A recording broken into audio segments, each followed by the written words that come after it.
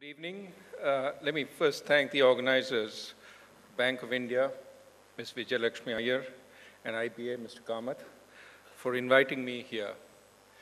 These are indeed challenging times for the Indian economy, but I have dwelt on the near-term challenges elsewhere. Let me turn instead to the opportunities we have to make India a far better place than it is today, focusing in particular on finance. Much of the world is aging, facing the demographic tax of having to pay for an increasingly elderly population with a shrinking workforce. Much of the world has run out of easy paths to growth. Having built infrastructure everywhere and exploited natural resources to their fullest, many countries are left now with building bridges to nowhere to stimulate growth.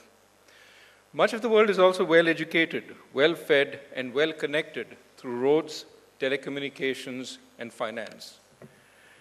Now, India is unlike the rest of the world. Our population is young, our infrastructure inadequate, and too many Indians are poorly educated, poorly fed, and poorly connected. But that is precisely why our low-hanging opportunities for betterment are plentiful in the coming years. All we need to do is to pluck them. So, if it is so easy, why aren't we there already? This is an important question, but I don't want to go into the political economy of underdevelopment today. Suffice it to say that India is battling the internal interests that held it back in the past. While victory is not assured, we have made sufficient progress that we can look ahead to what we need to do in the next few years to put ourselves firmly back on the path of strong and sustainable growth. Now, some would say we need to focus on manufacturing. Others point to the industries we do not have, such as electronics or computer chips, and say that is what we need. Echoes of industrial planning seem to be heard once again in the corridors of power. I'm worried because we seem to be reverting to a dialogue of protection and subsidies that we left behind long ago. Our industrial sector is no longer an infant that needs to be mollycoddled. While we should not enter into free trade agreements that give foreign manufacturers an undue advantage, that is no reason for us now to respond by giving domestic manufacturers protection. We must remember that one domestic producer's advantage from protectionist profits is paid for by the consumer or shows up as another domestic producer's cost disadvantage. Instead of targeting specific industries for governmental attention, which risks bringing back all the baggage of the license permit Raj that we left behind, let us focus instead on improving the conditions for growth for all. Our measure of success should be the jobs that are created not by giving government subsidies or protections to labor-intensive industries or sectors, but by developing a facilitating, though competitive environment that will result in the emergence of the best solutions. This requires a disciplined focus on 4 issues, at least. Number 1, we need to improve the quality of our infrastructure, especially the logistical support and power that industry and services need. Grand plans are on the anvil, such as the Delhi-Mumbai Industrial Corridor. We need to complete such projects on time and within budget. The success of the New Delhi Metro suggests that timeliness and cost control are not foreign to the Indian psyche. Second, our youth need education and training for the jobs that will be created. Some of this will be higher degrees, not just computer science, but also design or civil engineering or even the fine arts. Some of it will be appropriate vocational education that teaches them to be good plumbers and electricians rather than unemployable, low-skilled engineers. Teaching our citizens can be a stepping stone to teaching the world. India can be at the forefront of providing mass technology-enabled education laced with appropriate human inputs to the rest of the world. Third, we need better business regulation. This does not always mean less regulation, but it means regulation that is appropriate to the objective and that is enforced. I'm told today that factories in one state still require, are still required to have a snake trap on the factory floor by law, a law that has not been changed since the days that factories were surrounded by jungles. This lack of change may be sheer inertia, but it also may be more sinister rent-seeking. All too often, we have too much regulation on the books and too little regulation in practice, with the worst of the regulated finding unscrupulous ways around the regulation, while the honest are stymied. We have strong labor laws in theory that are meant to protect employees, but in practice, we have a very flexible system with no incentive for firms to invest in their workers or to hold on to them, and no loyalty towards the firms from workers. This needs to change if we are to have more skilled manufacturing jobs. And number 4, we need a better financial system, which will finance the needed infrastructure and the expansion of every producer, ranging from the kirana shop owner to the industrialist, even as it allows households to save safely with positive real returns, to insure themselves against health emergencies or old age costs, or borrow at low cost to finance consumption. Importantly, the financial system should not require constant subsidies to bail it out. In the rest of this talk, I want to focus on what we at the Reserve Bank are doing to improve the financial system. We plan to build the Reserve Bank's developmental measures over the next few quarters on 5 pillars. These are, first, clarifying and strengthening the monetary policy framework. Second, strengthening banking structure through new entry, branch expansion, encouraging new varieties of banks, and moving foreign banks into better regulated organizational forms. Third, broadening and deepening financial markets and increasing their liquidity and resilience so that they can help allocate and absorb the risks entailed in financing India's growth. 4, expanding access to finance to small and medium enterprises, the unorganized sector, the poor, and the remote and underserved areas of the country through technology, new business practices, and new organizational structures, some of which you see around you displayed in this conference. We need more and better financial inclusion. And number 5, and perhaps an important aspect at this time, we need to improve the system's ability to deal with corporate distress and financial institution distress by strengthening real and financial restructuring as well as debt recovery. Let me elaborate a little on these measures before concluding. We are among the large countries in the world with the highest consumer price inflation, even though growth is weaker than we would like it to be. Much of the inflation is concentrated in food and services, though yesterday's WPI numbers suggest there's some in intermediate goods also. Our households are turning to gold because they find financial investments unattractive. At the same time, many of your clients, many industrial corporations, are complaining about high interest rates because they cannot pass through their higher costs into higher prices for their products.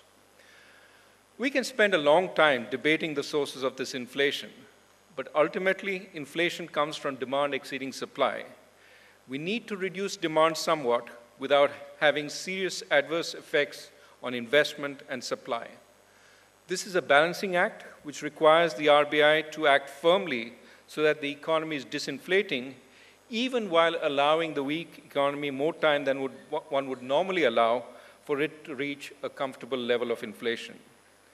The weak state of the economy, as well as the good Kharif and Rabi harvest, will generate disinflationary forces that will help, and we await data to see how these forces will play out. No single data point or number will determine our next move. I think the market understands what we are trying to do, but we need a more carefully spelled out monetary policy framework than we currently have. We have a committee currently which is studying this. The Dr. Urjit Patel Committee will report by the end of December 2013, and we will take actions following that report. We have already announced measures to free bank branching and to incentivize foreign banks to incorporate domestically. Going forward, we have to give our public sector banks, which are a national asset, the means to improve their competitiveness. Many of them have made enormous strides in the last decade. For instance, the extent to which they have digitized their operations adopted core banking solutions is extremely praiseworthy. But because competition in the banking sector is likely to increase in the next few years, our public sector banks cannot rest on their laurels. In the coming months, we will discuss with stakeholders in the public sector banks about what needs to be done to help them improve their stability, efficiency, and productivity. I have said we need to enlist markets. We need to deepen them. We need to make them more resilient. But ultimately, we need to enlist them in the aid of banking. Liquid markets will help banks offload risks they should not bear, such as interest rate or exchange risk. They will also allow banks to sell assets they have no comparative advantage in holding, such as long-term loans to completed infrastructure projects, which are better held by infrastructure funds, pension funds, and insurance companies.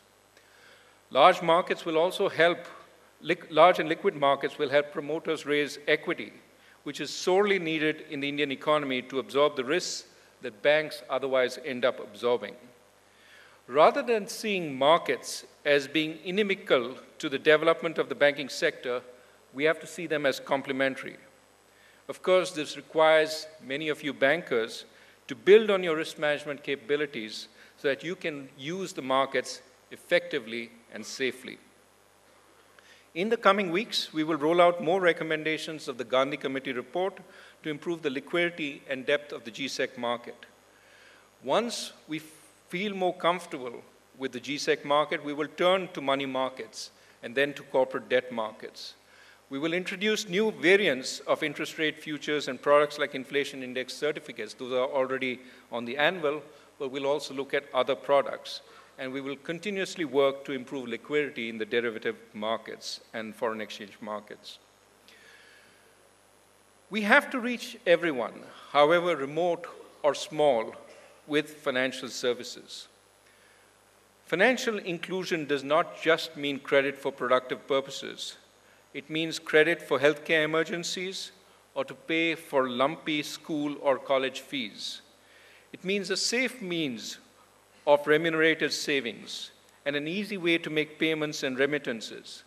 It means insurance, it means pensions, it means financial literacy and consumer protection.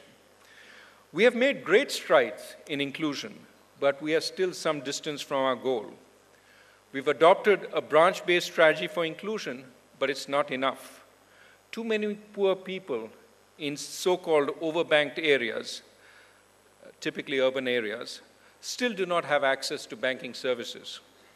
We have many experiments underway to use technology, again, like we've seen on display today, to use technology like mobile phones, new products such as mobile wallets, and new entities such as a variety of business correspondents to link people up to the formal financial system. Much as with cell phones, where we created a frugal Indian model, we need a frugal, trustworthy, and effective Indian model for financial inclusion. The Dr. Nachiket More Committee is helping us think through possible models, and I'm hopeful that when we outline measures based on its recommendations, our fine banks, NBFCs, IT companies, and mobile players will create that truly significant and distinct model. At a more detailed level, we have set up committees like the Sambamurthy Committee to advise us on how to expand mobile banking in India through encrypted SMS-based funds transfer in any type of handset. I could go on the details. A number of committees are looking to see how we can harness technology. I should emphasize the need for banks like the ones represented in this room to move beyond simply opening bank accounts as a measure of inclusion to ensuring that poor customers are confident and comfortable enough to use them. Innovation in reaching out to the underserved customer, rather than simply posting higher numbers in branches opened or bank accounts opened, has to be part of our efforts.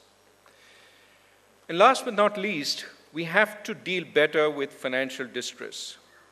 The natural and worst way for a bank management with limited tenure to deal with distress is to extend and pretend, to evergreen the loan, hope it recovers by miracle, or that one's successor has to deal with it. The natural incentive for a promoter to deal with distress is to hold on to equity and control despite having no real equity left, and to stand in the way of all efforts to resolve the underlying project while hoping for an act of God to bail him out. Not all promoters and not all bankers succumb to these natural incentives, but too many do.